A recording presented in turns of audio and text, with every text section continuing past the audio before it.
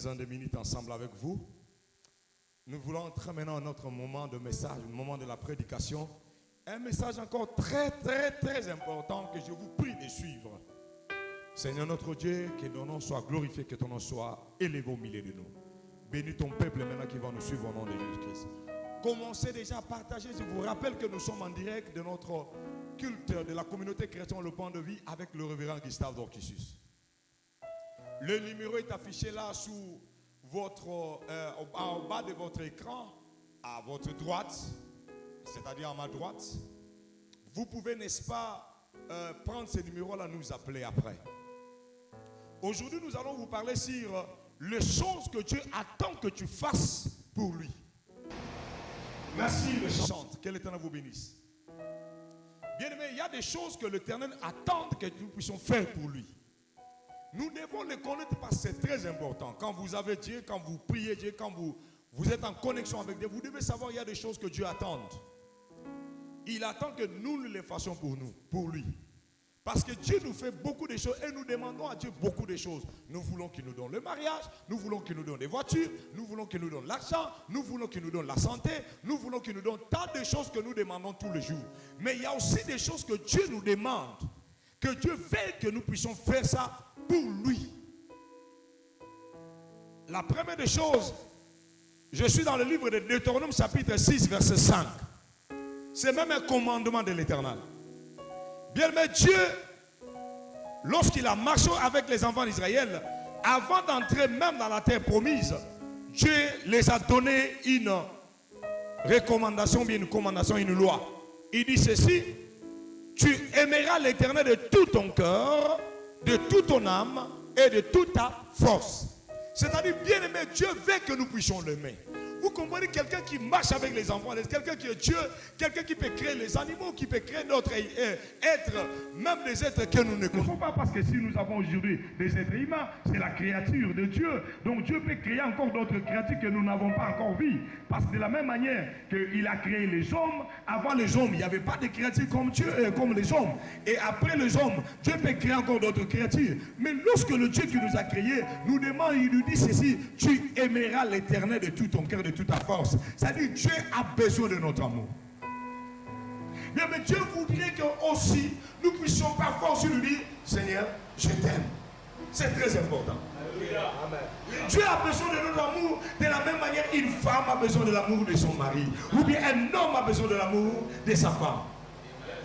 De la même manière, les enfants ont besoin de l'amour de leurs parents. De la même manière, même les parents ont aussi besoin de l'amour de leurs enfants. Dieu a aussi besoin de notre amour. Dieu a besoin de ton amour. Dieu fait que tu puisses aussi l'aimer. Bien, écoutez-moi bien. Les gens ne comprennent pas les secrets des hommes comme David. Les hommes comme David, les secrets que David aimait Dieu. Vous voyez quelqu'un qui dit à haute voix, il dit: je demande à l'Éternel une chose, je voudrais habiter toute ma vie dans la maison de l'Éternel. Pour contempler, c'est-à-dire pour aller seulement contempler Dieu. Et son amour, l'amour de Dieu déborde tellement, il veut aller habiter toute sa vie dans la maison de l'Éternel. Je me demande si David avait une femme.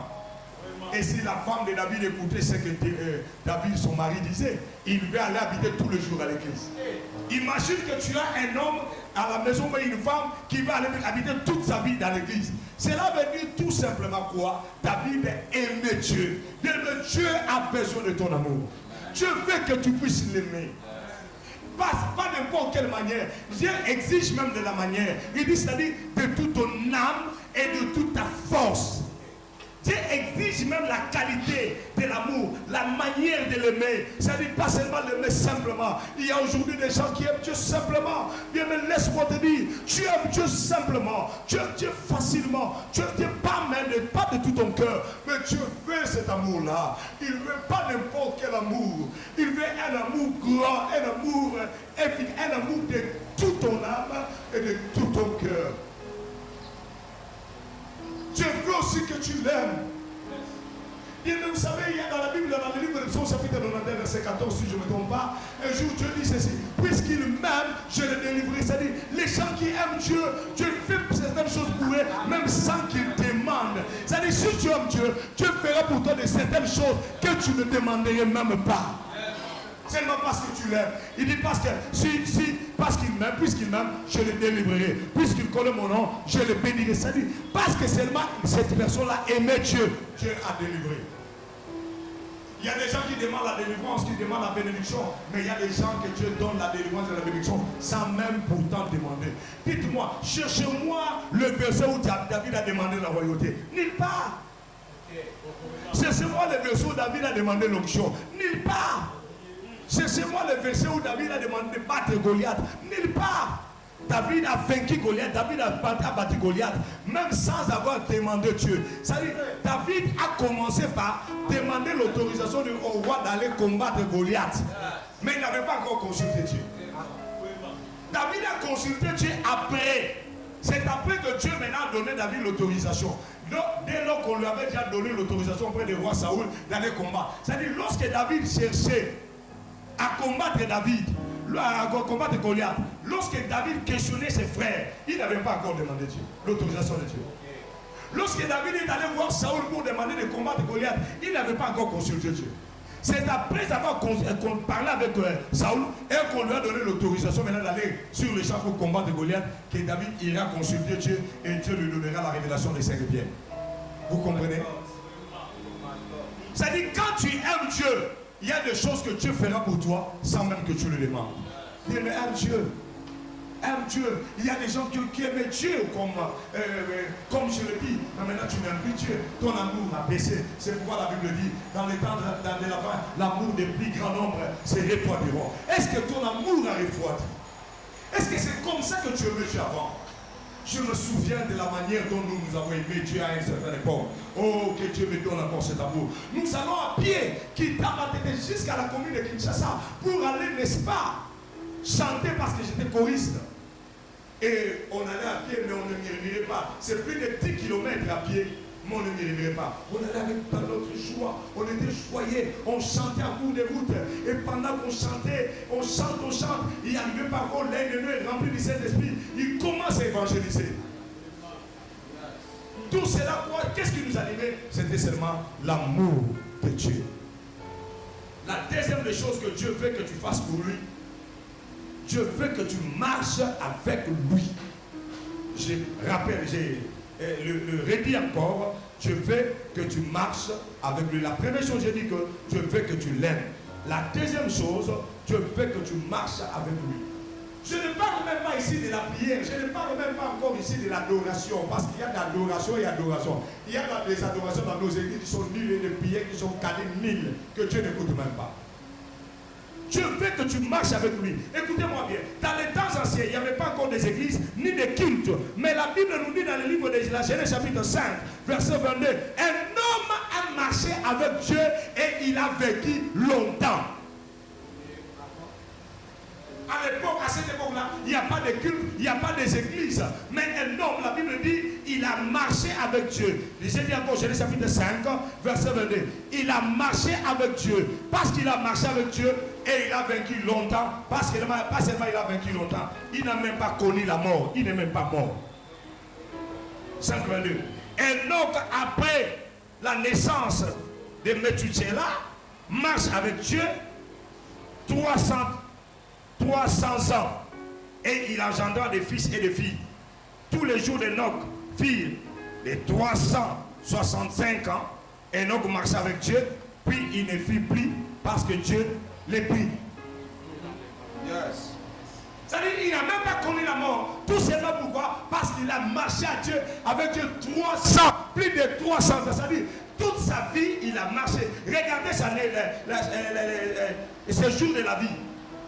Tu comprenais que c'est parce que toute sa vie qu'il a marché avec Dieu. Il ne marche avec Dieu, ne marche pas seul. Marche avec Dieu, tu accompliras des choses extraordinaires. Vous savez, Moïse a marché un jour, il a commencé à prier parce qu'il devait entrer et il devait continuer avec les enfants d'Israël. À un certain moment, quand il a marché, il a dit, il est allé prier et Dieu lui a dit, ok, voilà, je vais t'envoyer les anges. Moïse a dit, non. Cette fois-ci, je n'ai pas besoin des anges.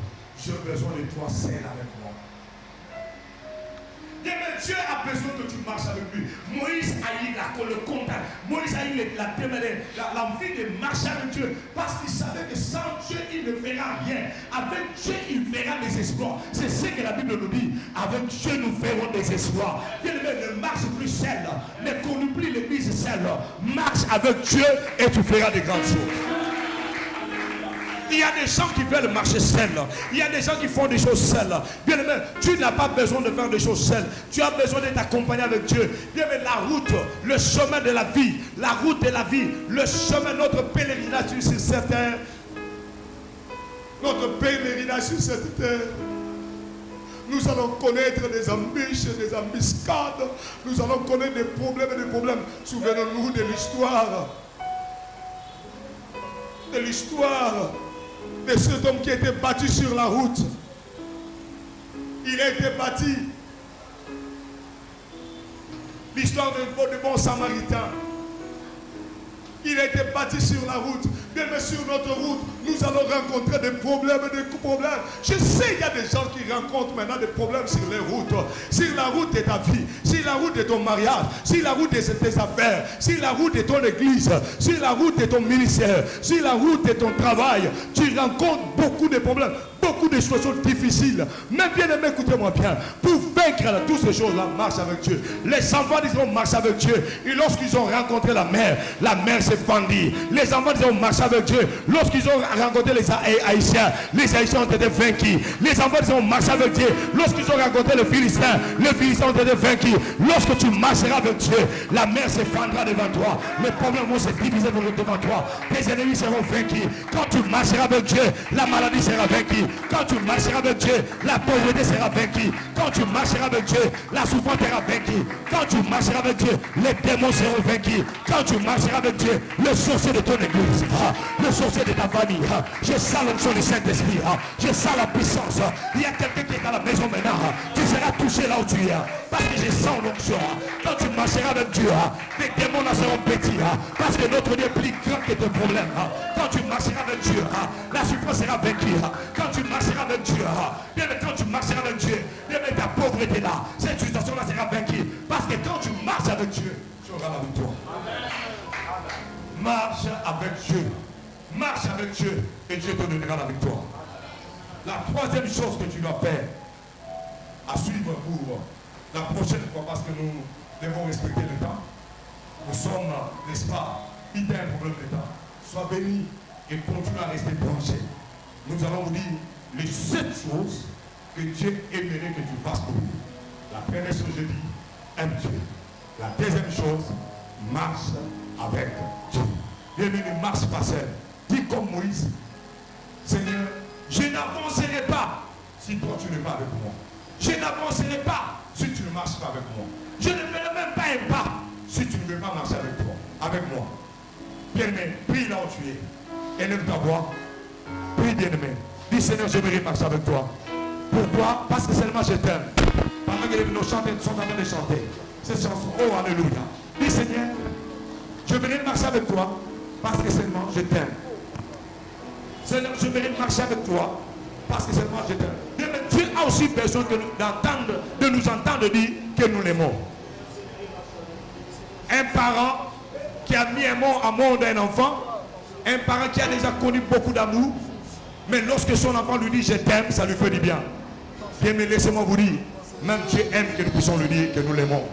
Dis, Seigneur, je marcherai avec toi parce que seulement je t'aime. Seigneur, je marcherai avec toi parce que je t'aime. Prie, bien-aimé, prie là où tu es à la maison, prie. Alléluia.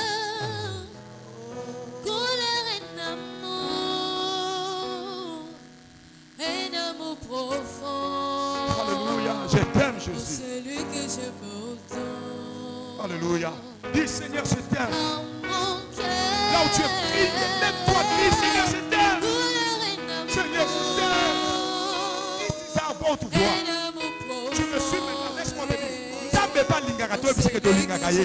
Est-ce que ça telema kanga ta makas? Oba nzambe la lingaka yo. Là où tu es, lève-toi, crie. Même Dieu aime que nous puissions lui dire que nous l'aimons. Lève-toi, là où tu es, crie à haute voix. Seigneur, je t'aime. Seigneur, je t'aime de tout mon âme, de toute ma force. Prie, bien-aimé. Crie comme ça. Je t'aime. Seigneur, je t'aime. Seigneur, je t'aime. Jésus, je t'aime. Je t'aime. Je t'aime. Oh, j'aimerais voir des gens crier, je t'aime. Lève-toi là où tu es, crie, je t'aime. Seigneur, je t'aime de tout mon âme, de tout mon cœur. Seigneur, je t'aime. Seigneur, je t'aime. Moi, je t'aime malade. Bien, mais peut-être ton amour pour Dieu a refroidi. Laisse que cet amour-là grandisse maintenant. Laisse que tu aies encore cet amour-là dans ton cœur pour notre Dieu. Tu m'as délivré. Il y a des choses que tu faisais pour Dieu il y a longtemps, tu ne le fais plus.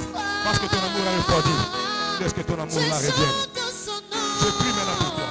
Seigneur Dieu de grâce et de toute puissance, je parle au cœur de ton peuple. Seigneur notre Dieu, laisse que ton Esprit Saint, qui est l'enseignant par excellence, puisse parler dans leur cœur, dans la profondeur de leur cœur pour les transformer. Seigneur notre Dieu, pour que nous puissions t'aimer. Je bénis celui qui m'a écouté. Parce qu'il t'aime maintenant, fais-lui du bien. Parce qu'il t'aime maintenant, marche avec lui.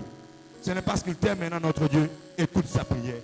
Ce n'est transforme toute sa vie au nom de Jésus de Nazareth. Amen. Est-ce que nous pouvons acclamer le Seigneur? C'était le révérend Gustave, donc issu de la communauté chrétienne Point de Vie. Vous étiez en direct dans notre culte. Comment déjà partager à plusieurs personnes, même à plus de 100. Si tu partages, mon Dieu te bénira. Commence à partager, que mon Dieu te bénisse. Tu peux nous contacter par le 00243 81 81 043 21. Nous allons nous revoir prochainement. Bye. Ciao.